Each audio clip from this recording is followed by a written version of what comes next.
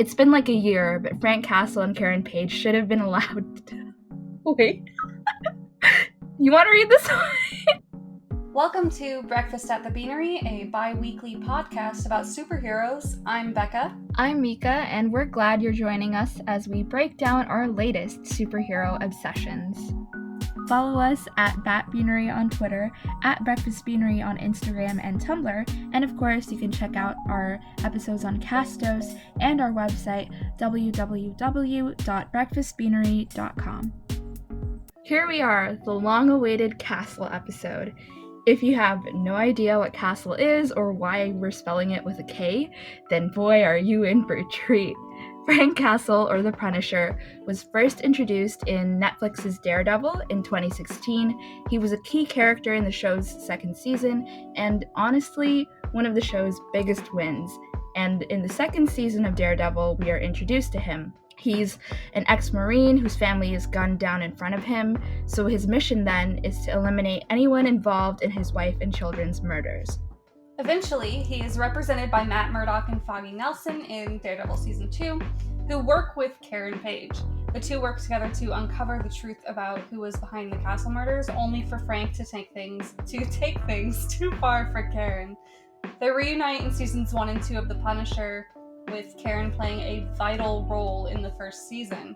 Deborah was unavailable during filming of the second season, so Karen only appears in episode 11, but she's in like 4 episodes for the first season, which isn't that little when you think of how they put that season together.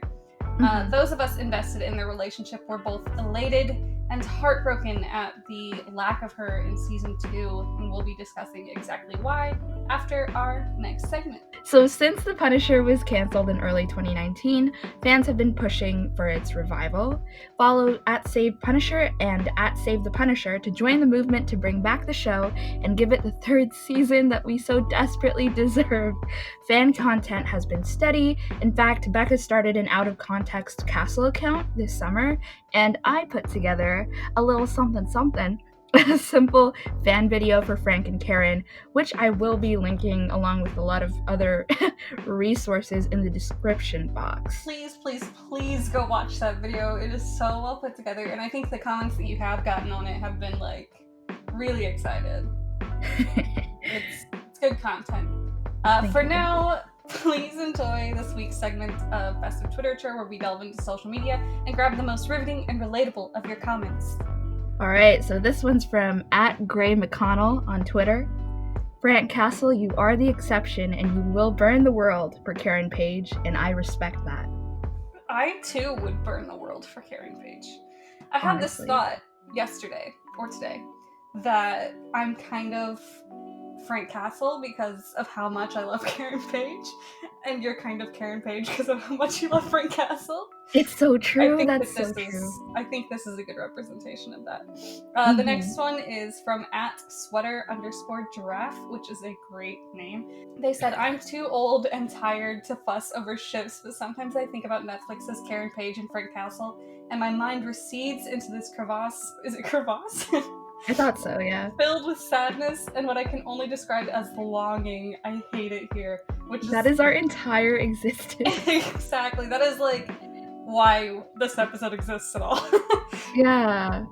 Oh, fun fact. Becca really loves giraffes, but also another fun fact that's more relevant to this podcast. I actually didn't read like 90% of these tweets because I wanted to read them for the first time when we were going through them. I collected a bunch yesterday. Here we go. This is from @NancyIreneC. I hope I'm saying that right. What if it's like @Nancy Irenek? But like, I feel like it is Irene C because their last name is Curtis. Sometimes you just gotta think about how Frank Kastle compared his connection to Karen Page to that of Micro and his wife.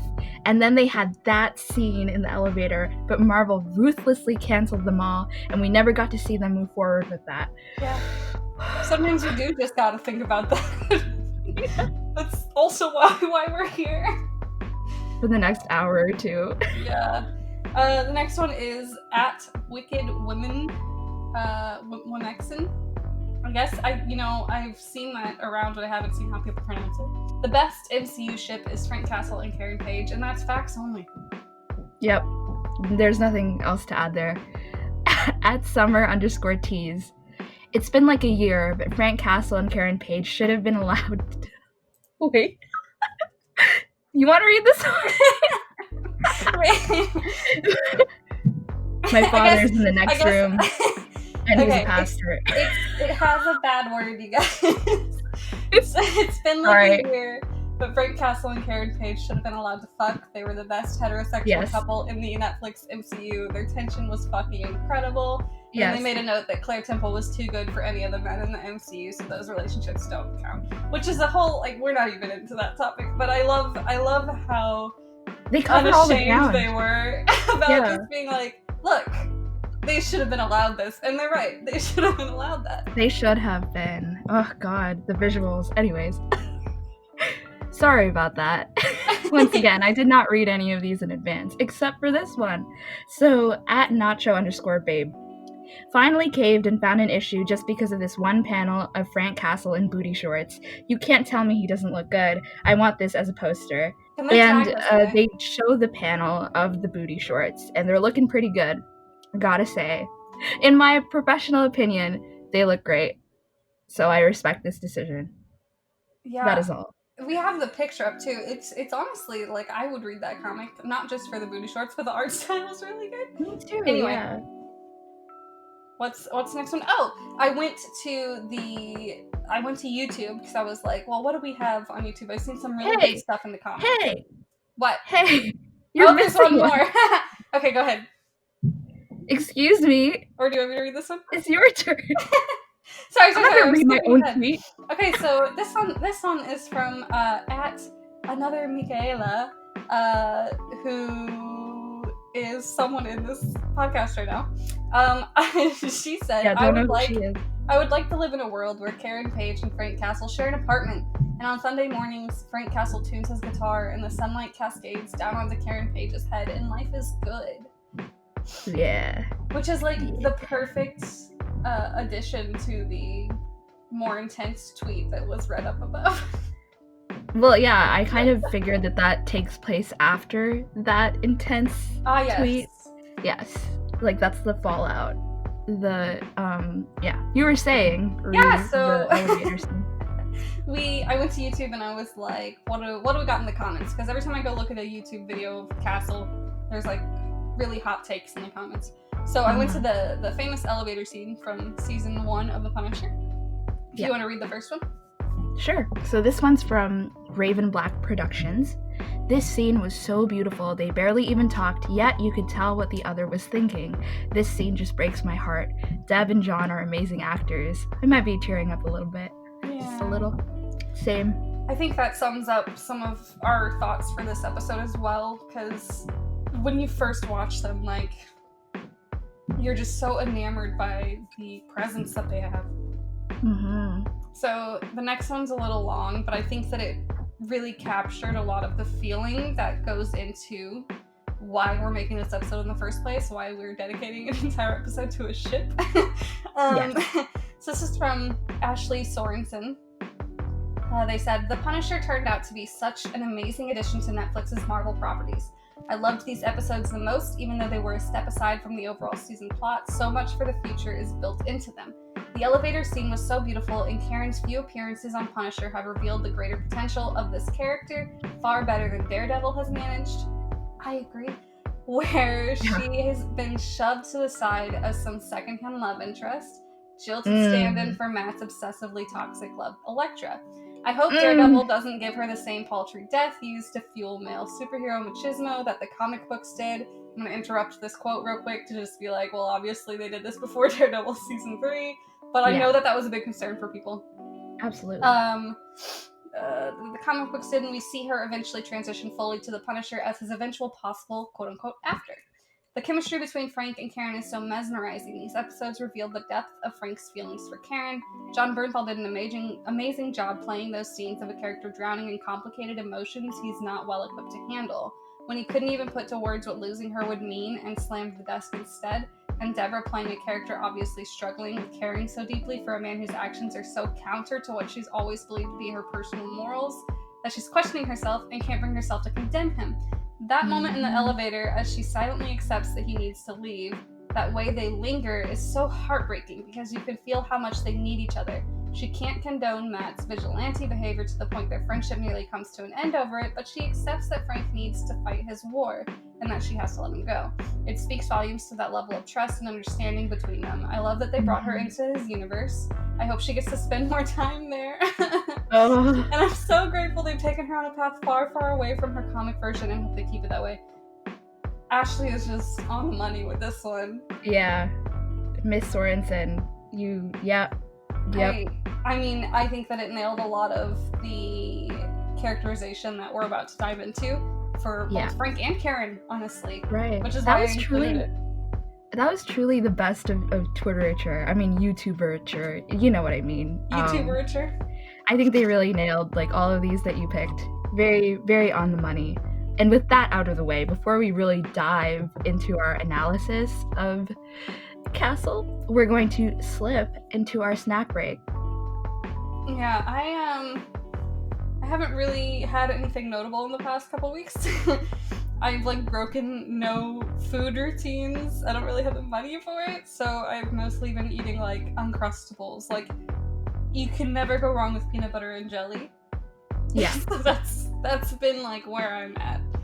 Yeah, I said yeah, but I'm not a fan of peanut butter or peanut butter and jelly. But you understand the simplicity of it. To me, the simplicity lies with KD, so with Kraft Dinner. I love mac and cheese. That is, my comfort food, so that's what I've been doing or snacking upon this week. But the real snack here is Frank Castle's booty shorts in that one panel.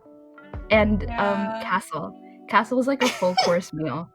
Or rather, I think what we're gonna go into is how Kastle could have been the full course meal, but we got stuck with the main course, and it had an odd aftertaste, and we're wanting the dessert to wrap things up.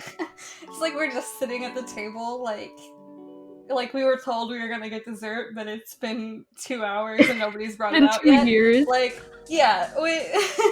Everybody's just waiting here. Okay, they were joking about canceling, right?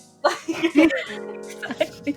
So, I'm still willing to pay my bill. Yeah, so. Right? We're here still. We haven't left the restaurant. Okay.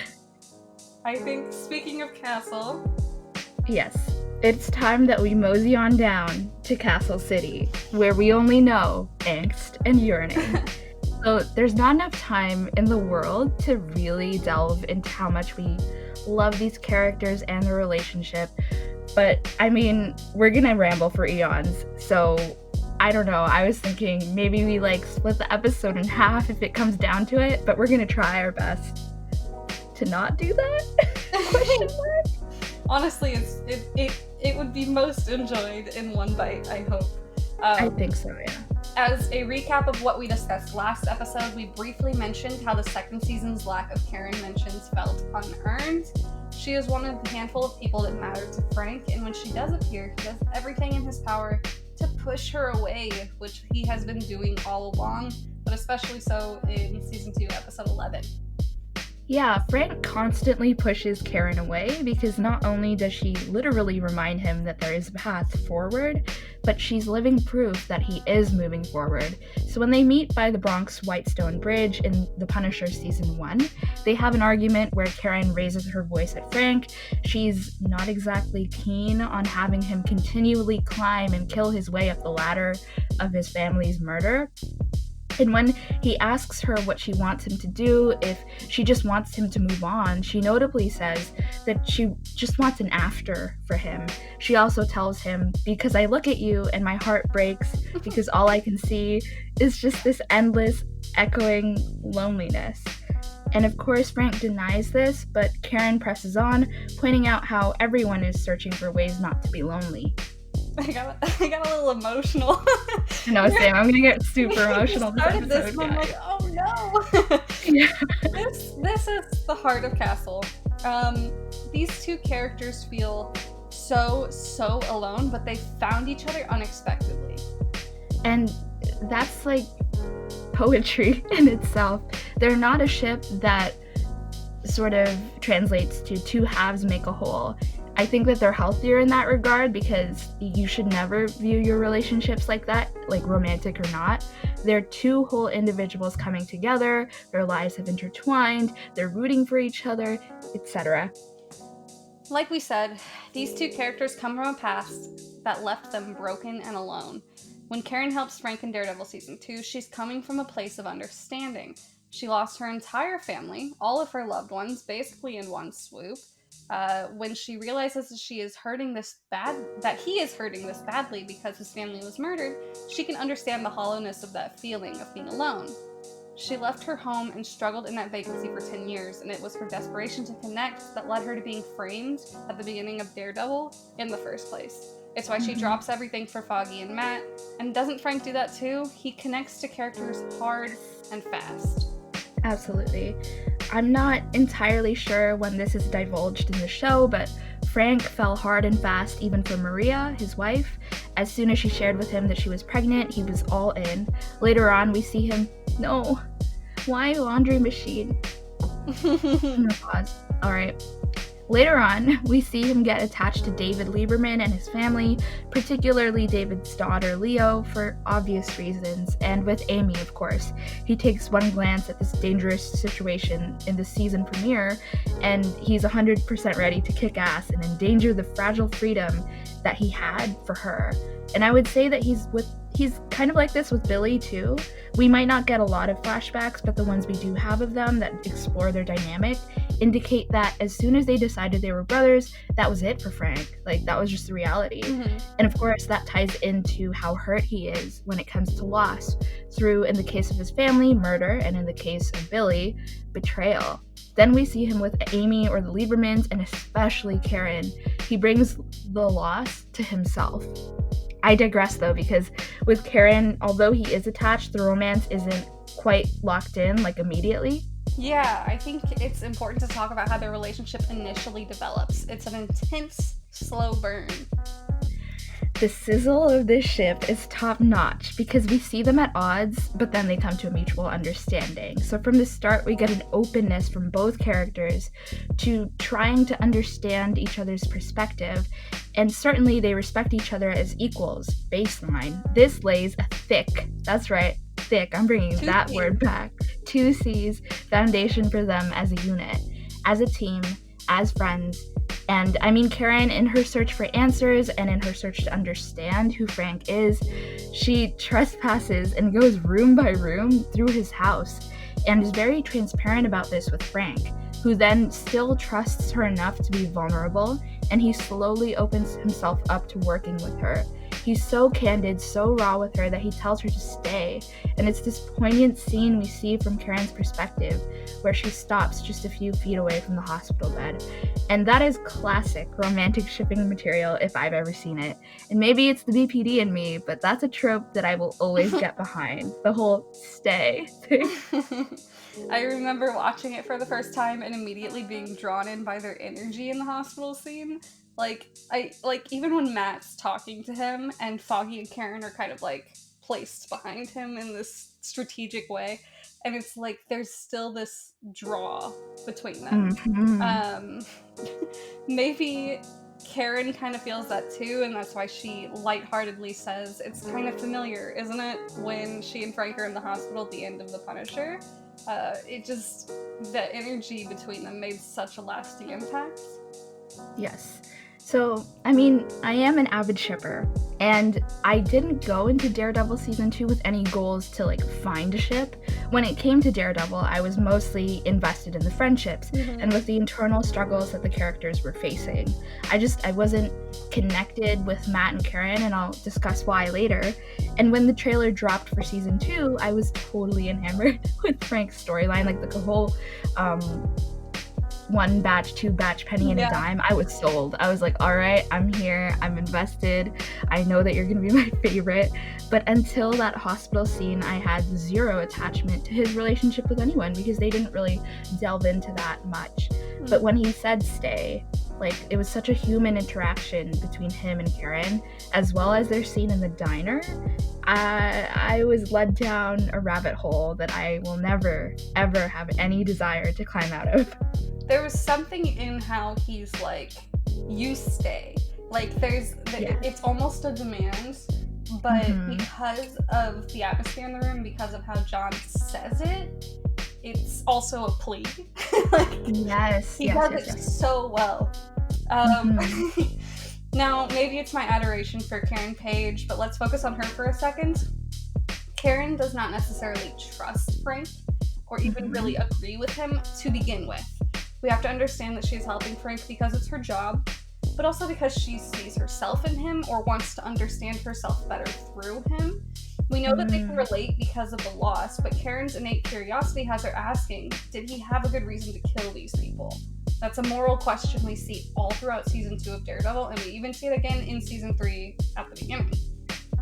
And with Matt, she is at war with her own thoughts because we are fresh off of the traumatic exchange she had with James Wesley. I just had a thought that, like, we're probably going to do an episode on James Wesley.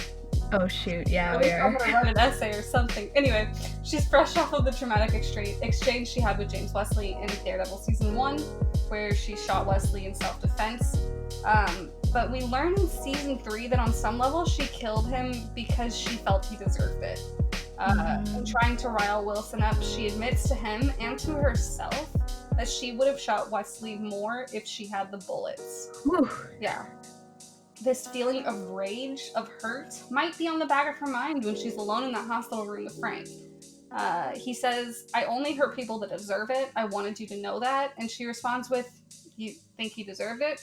I think that's about Grotto that they're specifically talking about. He's already connecting with her on some level and tells her this so she can understand that he had a reason he felt was justified and that she can trust he won't hurt her because she doesn't deserve it. Right. So he's appealing to her, but he's also asking her to trust him, which is a very big ask for this initial interaction, but I think that they're establishing this, that they've kind of crossed lines already. And if they're willing to do that with each other, like her going into his house, that they need to be able to trust each other. This is also not the only time he says, I just wanted you to know that in these scenes, by the way. So why does he want her to understand him? Why does her opinion, but not Matt or Foggy's, his other lawyers, matter so much? Well, of those three, Karen is the only one to see past the perception of him being a monster. He appeals to her, I think, because deep down, Frank wants to believe that he's not a monster either. He's obviously devastated in the hospital scene in season 2 of The Punisher by the notion that he's just a killing machine. And with the final season of season 2 of The Punisher, I will die on the hill that he's incorrectly accepted this as fact. It's the perfect landing pad for the lowest point of his characterization. Like, he just lost his family, he lost his best friend, he's a fugitive from the law, but somehow it gets worse. And that is exactly why a well-written season 3 would tie his story up neatly, because it would give them the opportunity to move Frank up and forward. You get that treatment in the 3rd season of Daredevil, especially for Matt, but definitely for the main trio altogether. Frank and Matt echo each other a lot in this way, and Frank definitely sees himself as a worse version of Matt for Karen. It's a shield. It's another big brick for the wall that he's constantly trying to keep intact between himself and Karen. So he brings Matt up because he's so hell-bent on the idea, again, that there's no, to quote him, there's no light at the end of the tunnel for me, to Karen in season 2, episode 11. And he never wants to bring Karen down that road when he, I feel like he could just easily swerve and choose the path that Karen knows deep down he wants. The thing is, if I'm being a little blunt, Karen doesn't give a single fuck about dating Matt by the time we get to 211. She basically rolls her eyes at Frank because she knows it's bullshit. The writing consistently supports this. Frank has latched onto the idea that Karen and Matt are a perfect match, but Karen's perspective is much more cautious. in Daredevil season 2, Matt is constantly lying to her about where he's at. He and Foggy are close to convincing her that the guy she's infatuated with and the guy that she cares about, her friend, is like a dodgy alcoholic. Karen's not happy in this kind of relationship. She's not dense. She fights that because she knows that they're keeping something from her. Right. Yes, Frank is a murderer, I say dismissively, but she says it herself. He never lies to her. This is what matters to Karen. This is why Karen and Matt, even though they make up in season 3, are not in-game. They're not, canonically. Yeah. She lost her trust and she moved on, but Frank is an open book for Karen. When he comes to her in The Punisher season 1, she understands why. She sees it in the way he looks at her, like he feels bad for needing something out of her. And even if this distance hurts, she understands and cares for Frank. She respects him largely in part because he respects her. That dynamic does not exist in the same way for Karen and Matt. Compare the scene in her apartment with Frank, her responses to him regarding Micro, with the Matt-Karen scene in her office when he comes back and asks her for her help. She's impatient with Matt, frustrated with him, but there's something more complicated in how she interacts with Frank. She doesn't want to be used, per se, but she's more willing to help, and I think it's because of how he approaches her. Even his distance is open, and she can take it exactly for what it is. She understands who Frank is, why he's there, what his reasons are. With Matt, there's a wall. Karen says it herself. She didn't admit her dark history to Matt because she liked that he saw her as something innocent. It made her feel good. Alternatively, she even tells Foggy that she needs him to tell her she's a bad person for killing Wesley. Her two best friends serve as this, good and bad outlet for her, but where does Frank fit in?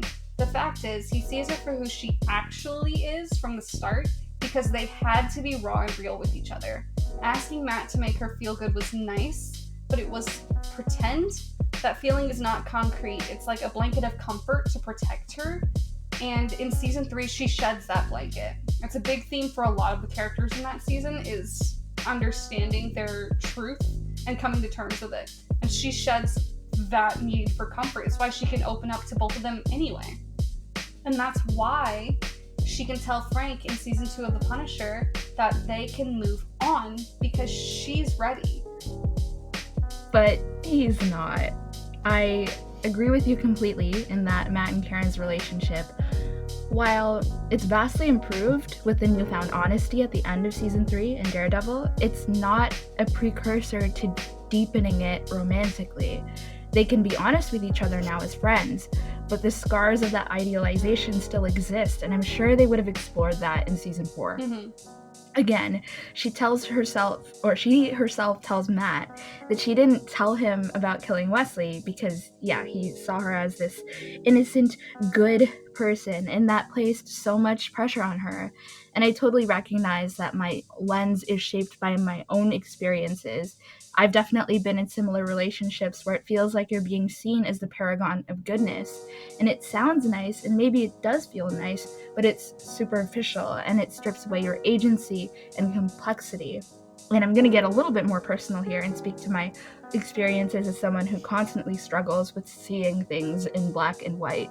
It's not cute or romantic when you do that, when you place people and even yourself in a box, when you put people on pedestals, because it just sets up this unhealthy dynamic, and it's emotionally exhausting. And you see that with Matt and Karen throughout the duration of Daredevil. People might speak to the diner scene. They might say that when Frank tells Karen to hold on to what she has with Matt, even if it's harmful, as some sort of sign that he's giving her a blessing or some sort of evidence for why Matt and Karen work. But I actually think that it's an insight into how broken and lonely Frank is at this point. So remember, his grief is fresh and it's gutting, and certainly informs his views on love. These characters are never meant to be stagnant, and with Matt and Karen, they keep each other in time capsule versions of themselves. It's Frank's inability to let go that is a driving force for his conflict. So we have to take what he says to Karen about Matt, about "you have everything," with several grains of salt. To speak to how Frank doesn't idealize Karen when he argues with her and tells her not to engage with Lewis, or that she can't get her involved because he can't go after these men and still keep her safe. It doesn't come from the same place, I think. I think that he knows that if she does go forward, he knows on some level that she will. And she's gonna endanger herself for the truth and for the greater good, because that's who she is. Yep. And either way, he'll come for her and he'll protect her. And more importantly, he's willing to work alongside her if it comes to that. To interject a little, like, he even says as much. Like, in the last hospital scene, he's basically like, I know that you're going to throw everything away from me, and I'm not going to let you do that. Yes, exactly. They understand each other, and they respect each other's choices, even if they, like, hate it. Meanwhile, with Matt, there's this sense that he's stubborn in refusing Karen that agency, and we get that throughout the 3rd season. Frank is ready to accept whatever, choice Karen makes, and he will do that even if he's worried, because they're equals. In Daredevil season 3, Karen's trajectory had a lot to do not only with self-acceptance, but committing to letting the people in her own life know who she is. This means discussing the trauma and Wesley's murder, even if it was hard.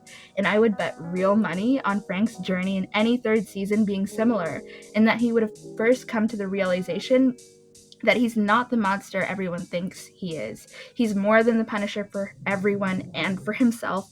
And my ideal 3rd season would have explored that, and it would have let him take the steps to let everyone else know that too. I don't think for him that would have involved explicit conversations like it did for Karen, but I think it involves him finding that after that she talks about. It just means him living his best life. And I'm going to bring in another, and I'm sure polarizing bias here. Another show that we're huge fans of, The Vampire Diaries.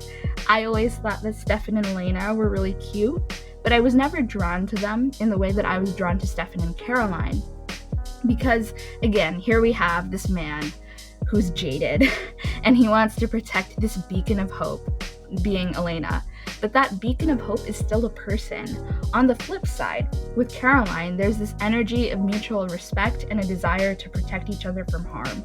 The 6th season of The Vampire Diaries had Stefan committed to moving on from his brother's death and pushing everyone he loved away. He openly tells Caroline that he pushed her away because he didn't want to sit and cry and be held by her. He wasn't ready to accept how he felt, but he knew that she would be the one to push him forward toward that.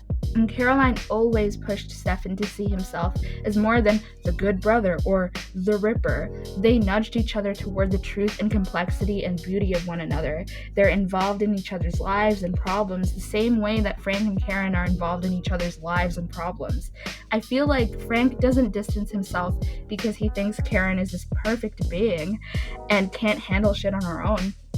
He distances himself because of his own self-hatred, which is a muddled and thin line, but it's still a line and it's there. He's punishing himself, but he's not putting Karen on a pedestal. The yearning of it all. Right. In Daredevil season 2, when Karen pursues the story that he did this for a reason, that he's not quote-unquote inhuman, that the people persecuting him are using him for personal gain and as a scapegoat, and he deserves a fair trial, she does not dismiss the real consequences of his actions, but she is notably the only one to back him up. He is not a means to an end for her, which is not the same even for Matt and Foggy. They have a purpose that uses Frank. But for her, she's there. She's like, we have to do right by this man. It's not right that the public is dismissing him as a monster when he was wronged. She believes that he deserves more, but she understands that what he's done is wrong too. He saves her life. She helps him to get the answers that he's looking for. This sort of thing builds trust, as we've said. And that's the bare minimum for a slow burn like this. So we get to the end of Daredevil season 2 when Frank kills Schoonover. That's his name, right? Schoonover? Yes. And Karen makes it abundantly clear that she does not support this. which to the people that seem to think that she's a little hypocritical with Matt versus Frank, like, they're not paying attention because she is very vocally against what Frank does up to a point, I think, which is pretty much the end of season 2 of The Punisher. But also in this scene with Frank and Schoonover, she tells him that she will help him bring the people that hurt his family to justice through the system, like, in a different way. She's saying there's a different way that can still get you what you want without you having to sacrifice yourself. So she's already trying to fight for him. He rejects this because when doesn't he? But we see that she recognizes him being there at the end of season 2 when he helps Matt. She's still, like, sees him up on that rooftop whenever he kind of comes to save to save her and all of the other people that are in danger. But I mean, it's definitely, there's a point to be made there. Yes. That is that they're still connected even after this line has seemingly been drawn, which leads to the next season. Yeah. It's that trust that leads to The Punisher season 1, where he approaches her in the street after, like, months of not being there, and she still lets him in. My mouse turned off, hold on. I think, honestly, unless we were able to get that 3rd season of The Punisher, we were never going to get a real, honest ending for this relationship. Frank pushing her away at the end of season 2 is him, yet again, wallowing in the worst of himself. And she fights it. She's so unapologetically open with him about how she feels. As painful as that scene is for us Kastle shippers, it's important because Karen is ready. She is all in, whether that means he's still stuck in this life or he's reached his after. But remember that he's pushed away everyone. He doesn't burn bridges, but he definitely closes them off. I know it's not exactly fair to lean into a season that doesn't exist, but when picturing the life of Frank Kastle and what exists beyond the show, the canonical ending of season 2 is an unsatisfying, lonely drop-off. There is and can be more of it for him. And we get a taste of that at the end of The Punisher season 1, when he shares with Curtis's group that he now has no war to fight. I literally just watched this scene, so I'm gonna quote real hard here. I think that might be the hardest part, he says. The silence when the gunfire ends. How do you live in that? I guess that's what you're trying to figure out, huh? It's what you guys are doing, right? You're working on it. I respect that. If you're gonna look at yourself, really look in the mirror, you gotta admit who you are. But not just to yourself. You gotta admit it to everybody else. First time as long as I can remember, I don't have a war to fight. And I guess, if I'm gonna be honest, I'm scared. That's the end of season 1. And not to bring in story shapes and all, but I'm convinced that season 3 would have called back to this. It would have ended with a parallel or a foil to that. Hashtag save Punisher. Honestly, I'm just gonna return to this part of the quote.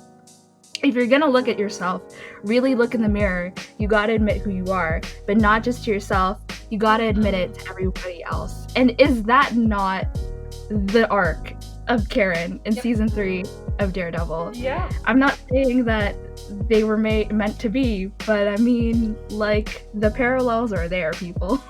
That's why she can come to him and say, like, you have, like, instead of saying, I want there to be more for you, or I want there to be an after, she's putting her foot down and she's like, you have to stop living in this. Like, you have to move forward. Because she's doing that, and she's done it by the time that they meet up at that point. The thing is, some fans might argue with this, but I don't think it's wishful thinking to want Frank to want more for himself, or to think that he can exist as a strong character beyond the quote monster he thinks he is. We have that same struggle with Matt, as I just repeatedly keep bringing up because it's so relevant. And we find him at the end of Daredevil with a stronger understanding of who Matt is, without diminishing his character or the badassery of this vigilante persona. Frank can and should have that too. Plus, it's more powerful to have a hero or anti-hero story like Daredevil or the Punisher that isn't afraid to explore the mental health, or dare I say it, mental wellness of men like Matt and Frank. Isn't that more significant? Doesn't that hold much more weight? It's still real because real men, real people, yearn for hope every single day. Like, is it that bad to want that? To want hope that is unapologetic but layered? There's this upward swing I find in gritty film and television, and it's glorified because, oh, it exposes the darkness of humanity. But I think, especially with the conditions we're living in now, it's braver and it's still authentic to have glimmers of hope because, yeah, the world sucks, but we all know that. It's not necessarily exposure. What we need is like that glimmer of hope, and Kastle certainly isn't the end-all be-all of Frank's hope, but it's still a key element in what could bring Frank that joy, that like movement forward. We were talking about this the other night, I think, that damn it, I forgot exactly what I was gonna say. I was trying to avoid it, but like, what was it that like Frank in the show is a little different than Frank in the comics? That they specifically wrote him in a way to be more like this emotionally heavy character that leans into this pain and this hurt. And you see that in the characters that surround him. So why would you then, as a fan of the show, not want that full character growth with that regard? Like the Netflix Marvel series do this, I think, pretty well across the board, or at least in most of the shows, where the characters are supposed to be just human more than they are superheroes. So we really get that with Frank, and if you're watching the show and you're thinking, I just want to see him kill people, like, he doesn't deserve love, he doesn't deserve happiness, then I think you're not doing the character any justice. Like, that's very shallow. Yes. I think this can bring us then to one of the most compelling unspoken things about Kastle. Tenderness. The sweet, sweet, tender yearning. Okay. We've discussed a lot about the internal workings of these two idiots. I love them, but sometimes they're idiots. So Frank pushes Karen away. I wonder how many times in this episode I'm going to say push, but they're constantly bound by this deep love for one another. So, of course, that manifests on screen through near touches and piercing eye contact. Can you tell the fangirl in me is coming out here? Avoided eye contact, forehead touches, longing gazes, Karen Page constantly running her hand through her hair. Okay, so brief aside here. When I was editing my fan video for Kastle, I, had to sift through all of the Kastle footage there ever has been. And she constantly touches her hair, especially in the apartment. Like, she's constantly, like, I just read that just because from my own experience, I read that as, ooh, she's getting a little flirty. Like, speaking of flirtiness, Frank's like little head tilts when he's teasing her, the poignant pauses, hugs that shouldn't feel like a crescendo, but they do. We as a fandom do not talk enough about that final hospital scene, about the way Karen's hands touched his chest and he leans into it. The head cradling right before the elevator scene. I was sold. The moment that Frank tells Karen in Daredevil Season 2 that he's looked over the files and records and information about his case hundreds of times, and her answer comes so easily, but you haven't done it with me. And then there's this pause, and Frank, his gaze flicks up to meet hers. I don't know what to tell you. There is so much devotion and sentiment and affection that is being pulled back like a slingshot or an elastic band between these two.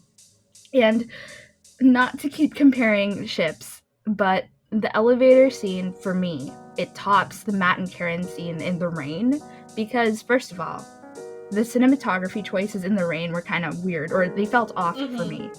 It felt oddly like male gazy, and they didn't use like the Gaussian blur where you paint the woman as this icon of perfection, but I still got those vibes because that's exactly what, like, that's how he sees Karen. Meanwhile, the elevator scene doesn't give us those close-ups, and they don't really like let the music swell as much.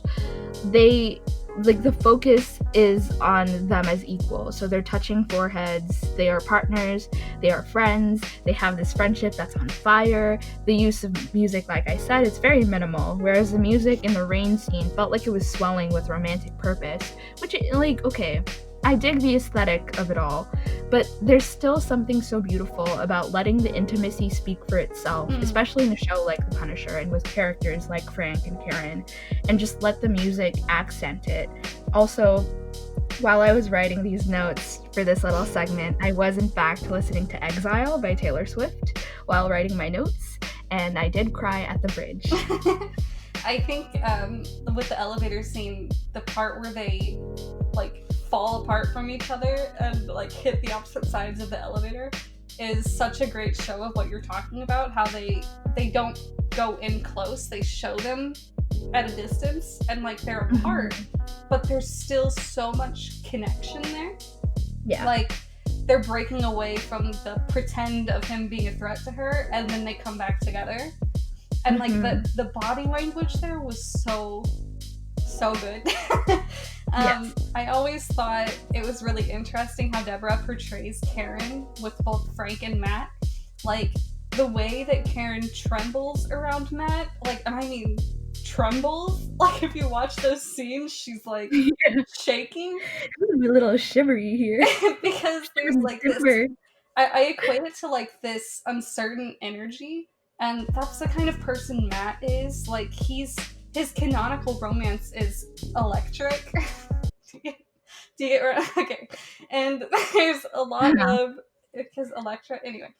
And there's a lot of infatuation.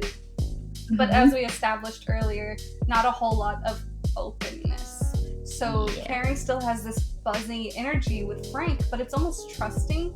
And I blame him for cradling her head when he protects her in her apartment, like when they fall to the ground and he like cradles her close and protects her. Like, she trusts him with her life. That is so apparent. I can't thoroughly explain the nuance here. There's a difference between an excitable energy with someone that like isn't right versus a steady thrumming energy with someone that is. Like, her energy with Matt isn't wrong or bad, but it's different. And I think tying those things in with the points about from above that we had just talked about really establishes how rare and intense this relationship with Frank is. On that note, it's not just the touching or near touching that displays this tenderness. Think of the scene just around the elevator scene when Lewis has Karen at gunpoint and Frank is trying to talk him down. The way that Karen and Frank silently communicate with complete trust in each other is, I mean, I don't have the words. I'm out of words. It's so good. Yeah. Literally any scene with Frank and Karen in it is filled with like buzzing passion.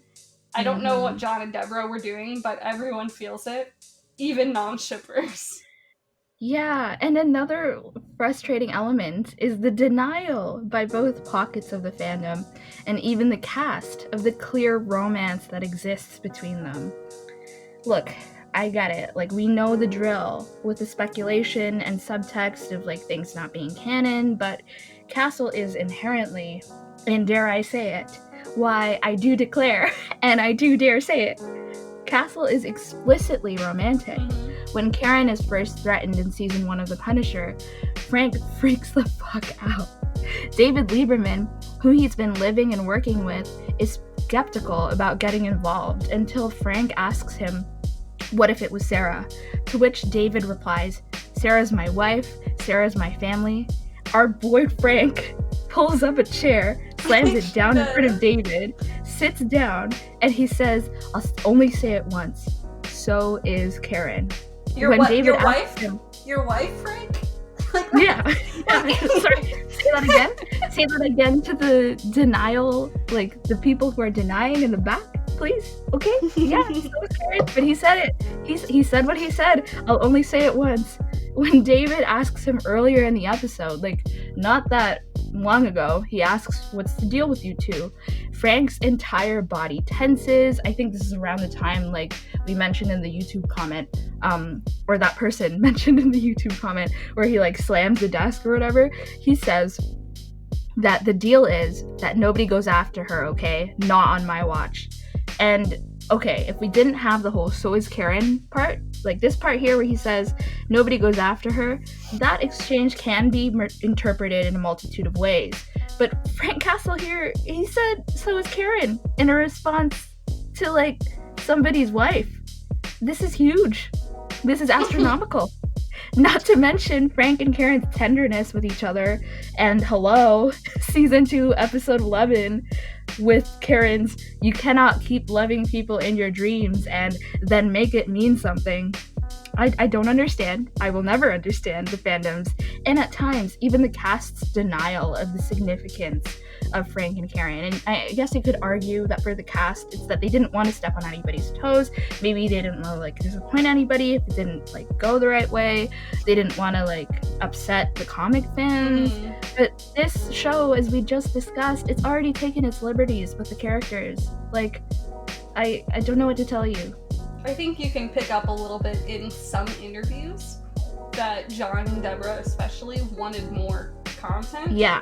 But I think that there may have been some uncertainty because they just can't control it. Yeah, exactly. Which did remind me of that one interview I had read where Deborah had admitted that she changed how she acted in season 2, episode 11 because she understood, like, how Karen would react to him in a way that was more authentic for that relationship, and I thank her every day. Yeah, thank you. Thank you, Deb. They really understand the characters, and the fact that they vouch for this relationship, I mean, it says a lot. It's a little validating, you know? The fact is, nobody anticipated the strength of this relationship when they started writing Daredevil season 2. So to commit to it on a show Karen didn't start on, when her story was meant to revolve around Matt, even though we don't necessarily like that, it would have been a big ask from the Punisher crew. So it makes sense that they had to kind of, like, bide their time, at least until Daredevil finished. Now, to Mika's point, we mentioned last episode that Amy acts as a parallel to Frank's children by way of storytelling and dialogue, and they use that same descriptors or situations to highlight Frank and Amy's relationship as they do Frank and Lisa's, for example. They do that with Maria and Karen too. We do not ever see the same parallels drawn to Dina. I can't even say we do to Sarah, really, because he's so withdrawn from Sarah. Yeah. There's a clear boundary there, even though they're supposed to serve as kind of like this family that echoes his own. I think the closest you can say for a parallel to Maria is Beth, but his relationship to Beth felt like a detour. I'm sure we could do another episode on how the first and last episodes of Punisher Season 2 felt like a weird alternate reality. I know we touched on that a little bit last episode, but for the sake of following canon, let's talk about Beth real quick. And then go back to forgetting she exists. We're not biased, I swear. We are introduced to Beth in season 2 of The Punisher after Frank has distanced himself from Karen and, well, everyone. He's out of David's life too, out of necessity. He has to live undercover as Pete, and it's as Pete that he can play out the what if of moving on. He hooks up with a single mother in, like, this surge of passion that they're both like, we never do this, and projects his desire for a future onto her. In my opinion, he doesn't love Beth. The conversation he has with Curtis in the car later in the season felt like a forced resolution to his wanting an after without naming Karen. And I get it. In that first episode, he'd let go of Karen too. He had formed these deep connections with David, Karen, and Dina, and he was forced to let them go. So maybe Beth was his attempt at moving forward. But even while he's in bed with her, he thinks of Maria. We see that visually through the scenes. And he also thinks of Karen, quoting her line about how everybody is, like, trying not to be alone. this is not accidental. If anything, his projecting onto Beth in Maria and Karen's absence and subsequent loss of Beth is the first sign for him that he can't have an after. Like, that's what gets it in his head, that he's not allowed to have that. So by the time that, we get to episode 11 and he's been beaten down, he's like, not having it. Right. In any case, he still goes back to ask Karen for help and get involved with her again. Yeah.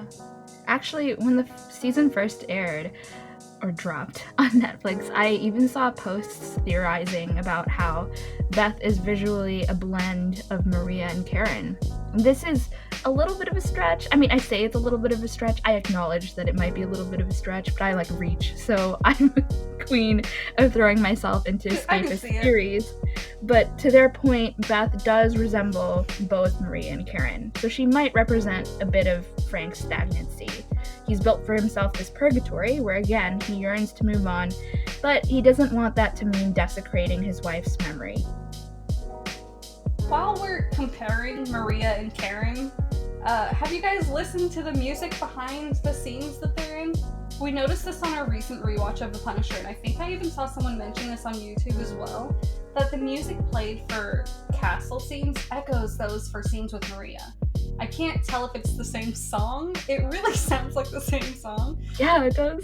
But the gentle melody that plays in the hollowed, dark memories of Maria is absolutely echoed into 11 when Frank is telling Karen to leave.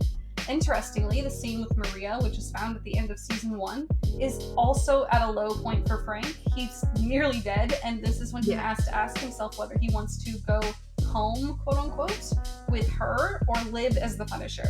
So by echoing this song with Karen later in season 2, when he's at his lowest and making another choice, we feel that parallel more strongly.